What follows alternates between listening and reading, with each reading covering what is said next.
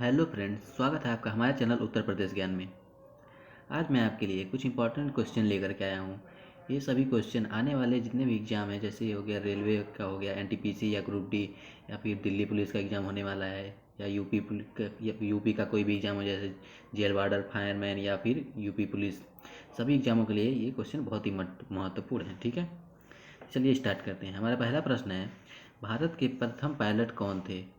भारत के प्रथम पायलट कौन थे? जे.आर.डी. टाटा जी थे भारत के पहले पायलट। वैसे 1912 में भारत में पहली घरेलू वायुमार्ग 1912 में पहली घरेलू वायुमार्ग दिल्ली से, कहाँ से? कराची दिल्ली से कराची तक पहली वायुमार्ग चली थी। ठीक है, अगला प्रश्न हमारा, दुनिया की सबसे पुरानी एयरलाइन कौन सी है? तो दुनिया की सबसे पुरानी एयरलाइन कौन सी है? डच KLM है दुनिया की सबसे पुरानी एयरलाइन।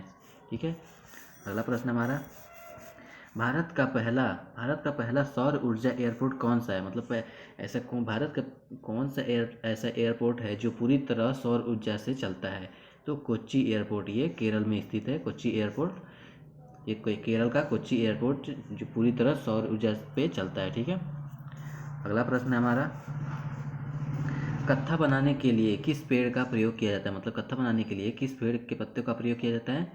तो खैर के पेड़ का प्रयोग किया जाता है, जो पान वगैरह में यूज होता है, तो उसका प्रयोग होता है खैर के पेड़ का। ठीक है, अगला प्रश्न है हमारा, जंगल की आग किस पौधे को कहा जाता है? ये बहुत ही इंपॉर्टेंट क्वेश्चन है। जंगल की आग किस पौधे को कहा जाता है? तो ब्यूटिया मोनोस्पर्भा को कहा जाता है, जिसे ढाक या फ्लास कहते हैं।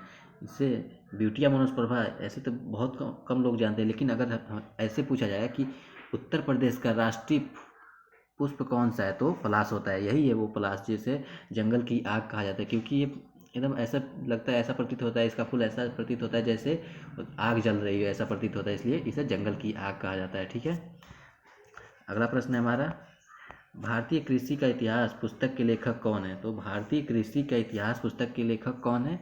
MS रंधावा जी हैं। कौन है भारतीय कृषि का इतिहास पुस्तक के लेखक? MS रंधावा जी हैं।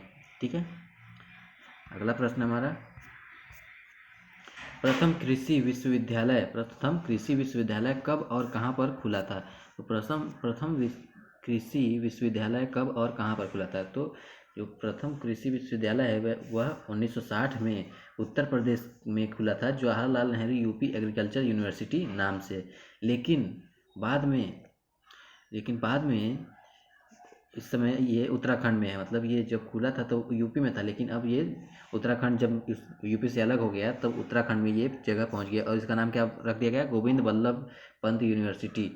इस नाम से अब इसे जाना जाता है, Govind Vallabh Pant university, agriculture university के नाम से जाना जाता है। ठीक है, अगला प्रश्न हमारा, एगमार्क की शुरुआत कब से हुई थी? एगमार्क क्या होता है? एगमार्क होता है मतलब किसी भी सामान की गुणवत्ता को बताने वाली जो होती है संस्था, उसे एगमार्क कहा जाता है। ठीक है, तो 1937 से एगमार्क की गुणवत्ता की शुरुआत हुई थी। इसे गुणवत्ता गारंटी की मोहर कहा जाता है एगमार्क को। ठीक है, इस एगमार्क की शुरुआत किस अधिनियम के तहत की गई थी? तो एगमार्क की शुरुआत कृषि उत्पाद अधिनियम के तहत की गई थी। किसके अंतर्गत? कृषि उत्पाद अधिनियम के तहत एगमार्क की शुरुआत की गई थी। अगला प्रश्न हमारा, फलों और सब्जियों के उत्पादन में कौन सा देश प्रथम स्थान पर है? तो फलों और सब्जियों के उत्पादन में चीन प्रथम स्थान पर है। कौन सा देश प्रथम स्थान पर है? चीन प्रथम स्थान पर है। और अपना देश भारत कौन से स्थान पर है? अपना देश भारत है सेकंड नंबर पे। कौन है? अपना देश भारत सेकंड नंबर पे। वैसे अगर इंडिया में बात की जाए, टोटल इंडिया में बात की जाए कि इंडिया में फल सबसे ज़्यादा कहाँ पे होता है? कौन से राज्य में? इंडिया में सबसे ज़्यादा फल होता है महाराष्ट्र में। कहाँ पे होता है? महाराष्ट्र में हो जाता है सबसे ज़्यादा फल।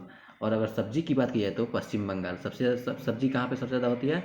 सब्जी होती है सबसे ज़्यादा होती है पश्चिम बंगाल में। कहाँ पे? पश्चिम बंगाल, जिसे वेस्ट बंगाल कहते हैं। ठीक है, अगला प्रश्न हमारा, खरीफ फसल कौन कौन सी होती है? मतलब कौन कौन से मुख्य खरीफ फसल कौन कौन सी होती है? तो धान, गन्ना और बाजरा, ये मुख्य फसल हैं। और भी बहुत सारी फसल हैं, जैसे खरीफ फसल को जून में बोया जाता है और लगभग सितंबर में काट लिया जाता है। कब काटा जाता है? सितंबर जून में बोया जाता है और सितंबर के आसपास काट लिया जाता है इसे। उसके बाद अगला फसल होती है रबी की फसल। कौन सी? रबी की फसल। इसे इसे अक्टूबर और नवंबर में बोया जाता है। अक्टूबर और नवंबर में इसे बोया जाता है, ठीक है। उसके बाद आखिरी पे आता है जायद फसल। कौन सी? जायद फसल। जायद फसल को कब बोया जाता है? अप्रैल से जून के बीच में। अप्रैल में बोया जाता है और जून में काट दिया जाता है, ठीक है।